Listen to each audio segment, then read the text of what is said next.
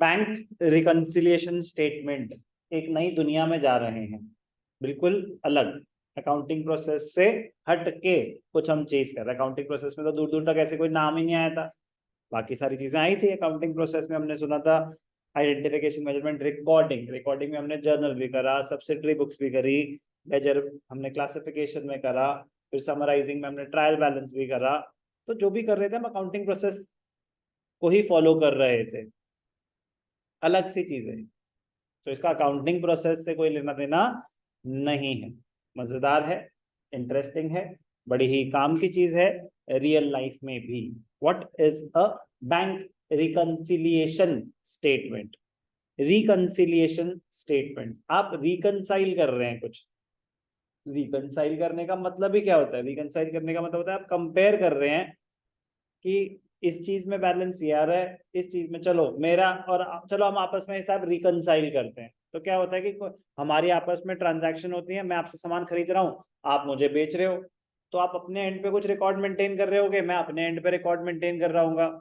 तो अगर मैं बोलता हूँ चलो हिसाब रिकंसाइल करते हैं, तो मतलब चलो कंपेयर करते हैं कि जो मैं कह रहा हूँ कि मैंने आपके पैसे देने हैं, आपका भी रिकॉर्ड वही कह रहा है ना कि आपने मेरे से इतने लेने हैं। कोई चीज मिसमैच तो नहीं हो रही?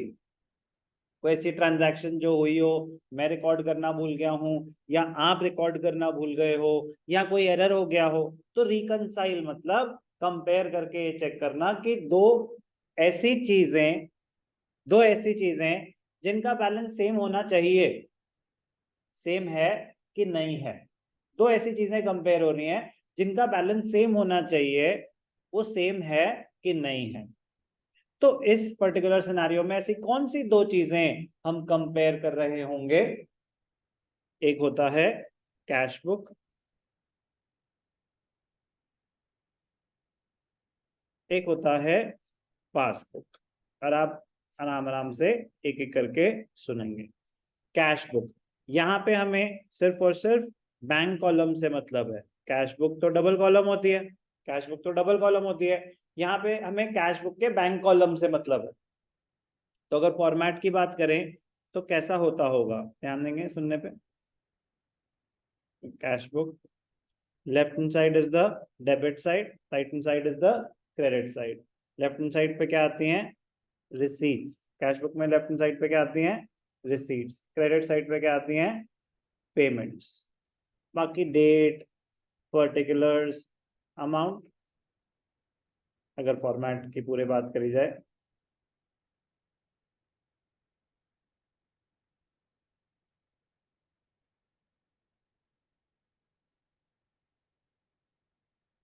Date, particulars, amount. Debit side पे क्या आते हैं? रिसीट्स। क्रेडिट साइड पे क्या आते हैं? पेमेंट्स। तो बैंक के पॉइंट ऑफ व्यू से अगर बात करी जाए तो रिसीट्स क्या होते हैं? रिसीट्स का मतलब होता है डिपॉजिट्स इन द बैंक, और पेमेंट्स का मतलब क्या होता है? विड्रॉल्स। ये सर नो, अगर बैंक की टर्मिनोलॉजी में बात करें तो बैंक में पैसा डिपॉजिट हो रहा है, तो पैसा आ रहा है बैंक के पॉइंट ऑफ मतलब इन द सेंस कि हमारा बैंक बैलेंस बढ़ेगा ना। यस और नो? तो ऐसे कैश बुक तो हम ऑलरेडी कर चुके हैं, इसमें मैंने आपको कोई नई बात बताई कि डेबिट साइड पे क्या आ रहा है या क्रेडिट साइड पे क्या आ रहा है? तो ध्यान से देखेंगे। Debits in the cash book क्या रिप्रेजेंट करते हैं? डिपॉजिट्स या withdrawals? Deposits. Deposits also known as receipts। और credits in the cash book, credits in the cash book क्या रिप्रेजेंट करते हैं? विड्रॉल्स और पेमेंट्स। तो अगर मैं बोलूं कि डेबिट बैलेंस आ रहा है, क्या आ रहा है? डेबिट बैलेंस आ रहा है। Debit balance in the cash book, debit balance in the cash book, इसका मतलब क्या होगा कि डिपॉजिट ज्यादा हैं या विड्रॉल ज्यादा हैं? डेबिट आइटम ज्यादा है, डिपॉजिट ज्यादा है, तो क्या होगा? Favourable balance. क्या बोलते हैं इसको? Favourable balance. क्यों favourable balance? Deposits are more than withdrawals. कोई भी डाउट? और यही अगर क्रेडिट बैलेंस हुआ, कैश का तो क्रेडिट बैलेंस हो नहीं सकता, बट हम यहाँ पे किसकी बात कर रहे हैं, बैंक कॉलम की। तो अगर हुआ credit balance in the cash book, अगर हुआ credit balance in the cash book, तो क्या होगा, फेवरेबल या अनफेवरेबल, अनफेवरेबल, अनफेवरेबल बैलेंस, क्या बोलते हैं उसको, ओवरड्राफ्ट, क्या बोलते हैं उसको, ओवरड्राफ्ट बैलेंस, अनफेवरेबल बैलेंस। तो इसमें क्या है, withdrawals are more than the deposits, withdrawals are more than the deposits. कुछ भी नया नहीं बताया, बस रिवाइज करा रहा हूं। कैश बुक जब हम बनाते थे, bank column of the cash book, तो पर्पस क्या होता था कैश बुक का, to record the bank transactions, I am talking about the bank column only, to record the bank transactions, कितने पैसे आए, कितने पेमेंट्स हुई, and to ascertain the closing balance of bank at the end of the relevant period. Yes और no, यही purpose होता था cash book का, बैंक कॉलम के, recording and ascertaining the closing balance. Yes और नो। अब क्या ये ट्रांजैक्शंस सारी की सारी बैंक अपने एंड पे मेंटेन करता होगा कि नहीं, यस, नो, नो आइडिया, करता होगा, बिल्कुल करता होगा। वही तो होती है, बैंक स्टेटमेंट लेके आओ, पासबुक लेके आओ, तो डेफिनेटली करता होगा। ये थोड़ा ना कि आप पे भरोसा है, आप बता देना बैंक से कितने पैसे लेने हैं, कितने पैसे देने हैं, आपसे पूछेगा ना वो फोन करके, यार एक बार अपना बैंक बैलेंस बताना, या आप बैंक से चेक करते होगे। तो बैंक अपने एंड पे तो डेफिनेटली मेंटेन करता ही होगा। बिजनेस एंटिटीज अपने एंड पे भी करती हैं, इंडिविजुअल्स नहीं करते। थोड़ी ना अपने आप कैश बुक बनाते होगे घर पे, नहीं, आप बैंक स्टेटमेंट डाउनलोड करते होगे, बस उसी के भरोसे दुनिया चल रही है। बट बिजनेस एंटिटी अपने एंड पे कैश बुक बना रही है। सेम चीज के लिए बैंक अपने एंड पे क्या बना रहा है, पासबुक। सेम चीज के लिए बैंक अपने एंड पे क्या बना रहा है, पासबुक। मैं अलग से एक्सप्लेन करूंगा, वर्टिकली पढ़ लेंगे। ठीक है जी, तो कैश बुक की कहानी रिकैप था सब आपके लिए, बट बहुत ही इंपॉर्टेंट है। अब पासबुक की कहानी ध्यान से देखेंगे। पासबुक, प्यार से इसे हम क्या बोलते हैं, बैंक स्टेटमेंट। क्या बोलते हैं इसको हम, बैंक स्टेटमेंट। अब ध्यान से सुनेंगे, बहुत इंपॉर्टेंट। यहाँ पे आप कुछ नया सुन रहे होंगे, कैश बुक में तो सब रिविजन था, बट वो पूरा यूज होगा, वो पूरा यूज होगा। पासबुक, बैंक स्टेटमेंट, हमें बैंक स्टेटमेंट नहीं बनानी होगी इस चैप्टर में, बट फॉर्मेट थोड़ा सा पता होना चाहिए, बहुत ही बेसिक सा फॉर्मेट होता है, ध्यान से देखेंगे।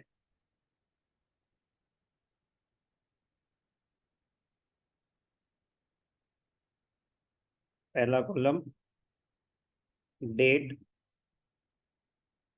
दूसरा कॉलम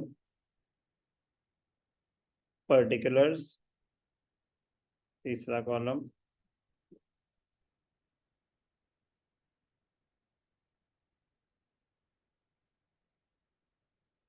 डिपॉजिट्स, विड्रॉल्स, और लास्ट कॉलम आता है बैलेंस। किस डेट पे आपने पैसे डिपॉजिट करें या विड्रॉ करें, हमें बैंक स्टेटमेंट नहीं बनानी होगी, ठीक है ना। तो उसमें से हमें कौन सी बात पता होनी चाहिए। अब ध्यान से देखना, ध्यान से देखना, बड़ा इंटरेस्टिंग पॉइंट। मैंने बैंक में पैसे डाले, मेरा बैंक बैलेंस बढ़ गया, तो मेरा एसेट बढ़ रहा है या लाइबिलिटी, हमारा एसेट बढ़ रहा है। अब ये पासबुक कौन बना रहा है, बिजनेस एंटिटी या bank, prepared by the bank from their point of view, from their point of view, their point of view मतलब उनके हिसाब से। सर सॉरी, मतलब समझ नहीं आया, their point of view। जैसे मैंने आपसे सामान खरीदा, ठीक है, तो मैं परचेजर हूं, तो मैं अकाउंटिंग कर रहा हूं अपने पॉइंट ऑफ व्यू से, तो आप मेरी बुक्स में क्या हुए? Seller, seller of the goods. अब आप अपनी अकाउंटिंग कर रहे हो, आप अपनी अकाउंटिंग अपने पॉइंट ऑफ व्यू से करोगे, आपकी बुक्स में मैं क्या हुआ? परचेजर। तो पॉइंट ऑफ व्यू समझ आया? तो बैंक अपने पॉइंट ऑफ व्यू से बनाता है पासबुक। कैश बुक कौन बनाता है? Business entity, prepared by the business entity, जो बीआरएस खुद बना रहे होंगे अपने लिए। Prepared by the business entity from their point of view, वो अपने पॉइंट ऑफ व्यू से बना रहे होंगे।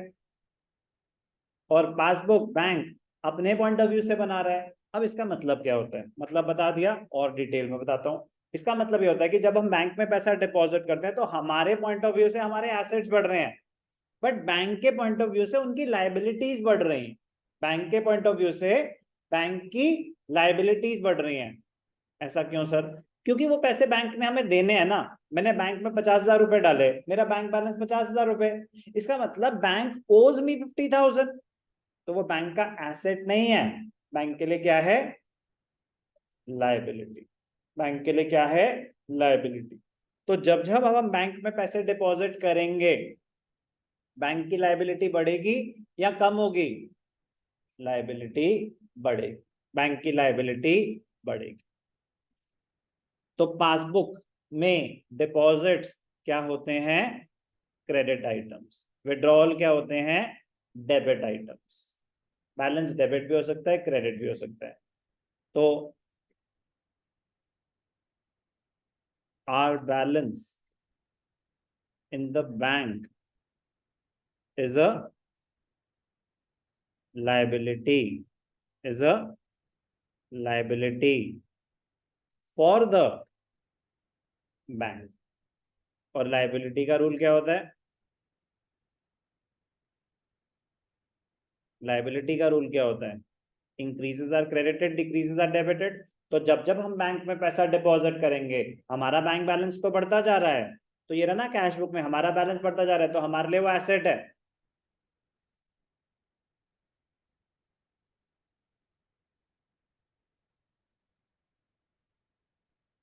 Our balance in the bank is an asset for us and liability for the bank। तो अब अगर मैं इसको क्लोज करना चाहूं, डिपॉजिट्स या debits in the bank, debits in the bank, deposits होंगे या विड्रॉल्स? पासबुक के पॉइंट ऑफ, बैंक के पॉइंट ऑफ व्यू से बात हो रही है, पासबुक के पॉइंट ऑफ व्यू से बात हो रही है। तो बताओ बेटा, debits, debits in the passbook, ये लिखा ना मैंने, debits in the bank, debits in the bank मतलब पासबुक। मैं इसको और स्पेसिफिक करता हूं,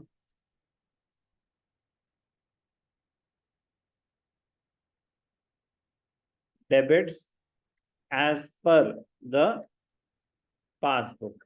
पासबुक और बैंक स्टेटमेंट एक ही बात है। पासबुक और बैंक स्टेटमेंट एक ही बात है। कैश बुक और बैंक बुक, कैश बुक के बैंक कॉलम को बैंक बुक, पासबुक अलग है, कैश बुक अलग है। ठीक है ना, ध्यान रखेंगे। तो debits as per the passbook, deposits या विड्रॉल्स? विड्रॉल्स। ऑपोजिट हो जाएगा ना। बस इन चीजों का ध्यान रखना, इन चीजों का खास ध्यान रखना है। और क्रेडिट्स इन द पासबुक,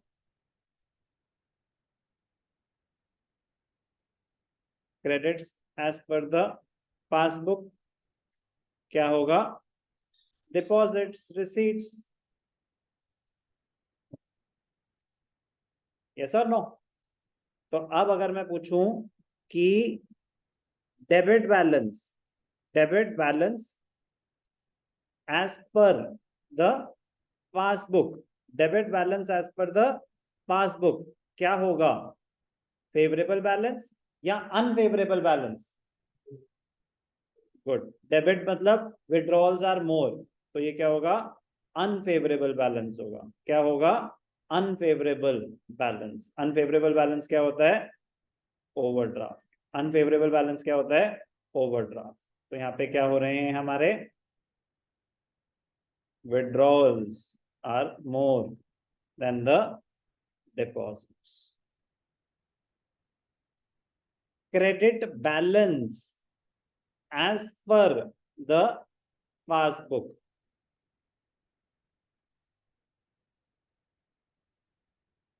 क्या होता है, फेवरेबल बैलेंस, फेवरेबल बैलेंस। अब आगे लिखने की जरूरत तो नहीं है। अब इसीलिए ध्यान से देखना, कुछ बच्चों को अगर जो ध्यान देते होंगे उनको अभी तक डाउट आता होगा कि सर बैंक से मैसेज आता तो ऐसा क्यों लिखा होता है कि 10,000 have been credited to your account.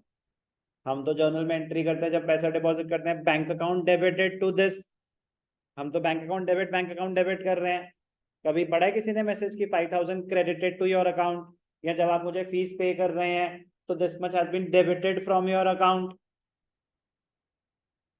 ध्यान देना, ध्यान देना, मतलब अपने पेरेंट्स का फोन छीन के बोलना कि चलो एक ट्रांजैक्शन करो, ट्रांसफर करो मेरे अकाउंट में, देखते हैं कि क्या मैसेज क्या आता है बैंक से। जो भी है, पॉइंट इज कि जब आपको फोन पे मैसेज आ रहा है कि this much money has been credited to your account, तो ये बैंक आपके पॉइंट ऑफ व्यू से भेज रहा है या उनके पॉइंट ऑफ व्यू से, वो कर रहा है ना स्टेटमेंट्स मेंटेन उनके पॉइंट ऑफ व्यू से। तो क्रेडिटेड मतलब as per the bank statement credits are deposits, तो this much money has been deposited to your account.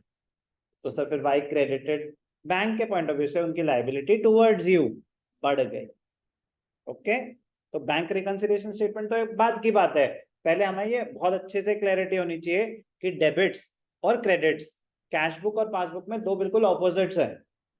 तो बिल्कुल एकदम क्रिस्टल एकदम समझना, चलो बताओ जल्दी से, debited in the cash book. तो ये कंफ्यूजन नहीं होनी चाहिए कि पैसा आ रहा है या पैसा जा रहा है, क्योंकि फिर बिल्कुल गलत सोच रहे होंगे हम। तो कैश बुक में, कैश बुक हम बना रहे हैं तो डेबिट्स मतलब पैसा आ रहा है, क्रेडिट्स मतलब पैसा जा रहा है। पासबुक बैंक बना रहा है, बैंक के पॉइंट ऑफ व्यू से बात हो रही है, तो वहां पे डेबिट्स मतलब विड्रॉल्स, पेमेंट्स हो रही हैं, क्रेडिट्स मतलब डिपॉजिट्स, पैसा बैंक में आ रहा है। अब वीआरएस क्या होता है, वीआरएस इज अ स्टेटमेंट। अब आप अंडरस्टैंड कर पाएंगे थोड़ा थोड़ा मीनिंग ऑफ बीआरएस, अभी इसके बिना तो मीनिंग भी नहीं समझ आता कि बीआरएस है क्या। तो सेम चीज के लिए कैश बुक भी बन रही है और पासबुक भी बन रही है, एग्जैक्टली सेम ट्रांजैक्शंस के लिए, एग्जैक्टली सेम ट्रांजैक्शंस के लिए। सर क्यों बन रही है, बैंक वालों पे भरोसा कर लो, अरे इतना बड़ा बिजनेस है, ऐसे नहीं होता, आपको अपने अकाउंट्स तो पूरे मेंटेन करके चलने ही पड़ेंगे।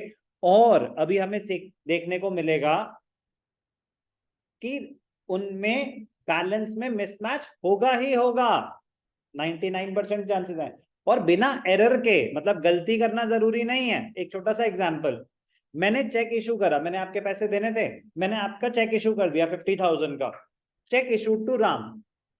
मैं अपने बुक्स में एंट्री क्या पास करूंगा, राम टू बैंक। मैंने तो कैश बुक में पेमेंट्स में दिखा दिया मैंने अपने बैंक में से पैसे काट लिए, यस और नो, इमीडिएटली आपने अपना बैंक बैलेंस कम कर दिया।